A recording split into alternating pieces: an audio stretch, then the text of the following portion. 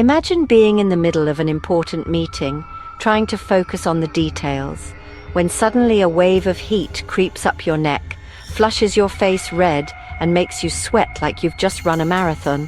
No one seems to notice, or at least that's what you tell yourself. You try to smile, to carry on speaking like nothing's happening, but inside you're wishing you could just disappear. Now imagine that happening several times a day, every single day.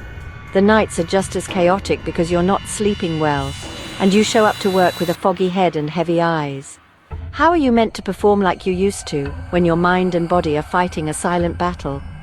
So many women going through menopause live this reality, and the hardest part isn't always the physical or emotional discomfort. It's the fact that in so many workplaces this is still taboo. Sometimes you don't even feel brave enough to bring it up. Because how do you explain that you were late? Because you burst into tears for no reason that morning? Or that you forgot something crucial, not because you're careless, but because you've got brain fog? In a world that demands constant productivity, showing any kind of vulnerability is still seen as weakness. And honestly, that's exhausting. In the office, no one questions it when a colleague has a migraine or a cold. But if you need 5 minutes of fresh air because your body's on fire for no apparent reason, you get strange looks. And let's not even get started if you work somewhere with industrial aircon or uniforms you can't exactly peel off. Your body is crying out for adjustments, but your environment isn't always willing to meet you halfway. That's where the silent battle begins. A battle that many women fight alone, pretending everything's fine, getting the job done, smiling through it all. Because no one wants to be labeled as the difficult one. But the real problem isn't the symptoms, it's the silence. It's that many women feel forced to choose between their well-being and their professional reputation. Some even quit. Not because they've lost ambition, but because they feel completely disconnected from their own capabilities. How do you lead a team when you can't think straight like you used to? How do you ask for a promotion when you're terrified they'll find out you're in a so-called unstable phase? That's how confidence starts to fade. The confidence you spent years, maybe decades, building. What's ironic is that most women aren't asking for favors. They're not after special treatment. They just want this phase to be acknowledged for what it is, real and impactful. The exhaustion, the anxiety, the hypersensitive skin, the hot flushes, the mental block, they're not excuses. They're symptoms, as real as a broken wrist or a chronic illness. And when someone at work actually gets that, when they show a little understanding, the difference is massive. A simple empathetic glance, a short respectful pause, a conversation without judgment. Suddenly that woman feels human again, not like some system error. What very few people realize is that this stage also sparks a brutal kind of clarity. Loads of women begin to look at their role at work with new eyes. They start asking themselves, does this still fulfill me? Am I spending my energy on what really matters? And through that self-reflection, some decide to pivot, to start over, learn something new, launch their own business. But of course, doing all that while your body is going through a full-blown revolution isn't exactly a walk in the park. That's when your workplace can either be a wall or a springboard. In the corridors of many companies, you can still feel the unspoken idea that menopause is the beginning of the end. As if once a woman turns 50, she's got nothing left to contribute. As if she's about to become a liability instead of an asset. But what they're not seeing is the incredible strength behind those tired eyes. That woman, the one who sometimes cries for no clear reason, she's got a power most people couldn't dream of. She's survived hormonal storms, family drama, societal pressure. She's raised others, held everything together, stayed silent for far too long. And now finally, she's finding her voice.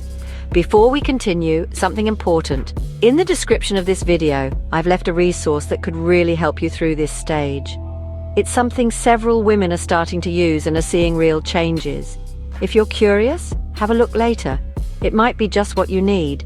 And when that woman starts to speak, starts to put words to what she's been feeling in silence, there's no turning back. Because once it's out in the open, she no longer feels alone. She begins to realize that it's not her who's failing, it's the system that hasn't learned to adapt to the real cycles of life. Menopause isn't a pause in talent, nor is it a time to retreat. It's a transformation. And like every transformation, yes, it comes with challenges, but also with a kind of wisdom you can't buy in any course or pick up at university. Many workplaces claim to promote mental health, balance, and diversity, but very few truly include women going through menopause. How many managers have actually been trained to understand what it means to have brain fog or a panic attack triggered by a hormonal roller coaster? How many resources are really in place to support this stage, beyond sticking a fan in the corner? Sometimes all it takes is giving women permission to talk about it, without fear of embarrassment or losing their job. The truth is, a woman who feels safe in her workplace blooms, even when she's weathering a storm inside. If she knows she can say, "I need a breather," "I feel overwhelmed," or "I'm not quite at 100% today," without it damaging her reputation, then she can afford to be honest. And from that honesty, stronger, more human working relationships begin to form. Because mutual trust is built when both sides can show a bit of vulnerability, when you're not forced to fake being fine just to keep up appearances. On top of that, menopause rarely comes alone. It often shows up hand in hand with other pressures, caring for aging parents, worrying about teenage kids, holding a household together. And despite all that, these women show up, hitting deadlines, leading meetings, delivering results. Isn't that worth recognizing? Isn't it time we start valuing resilience instead of punishing exhaustion? Because what these women need isn't pity, it's respect. They deserve to be seen in their full complexity without being labeled as difficult cases.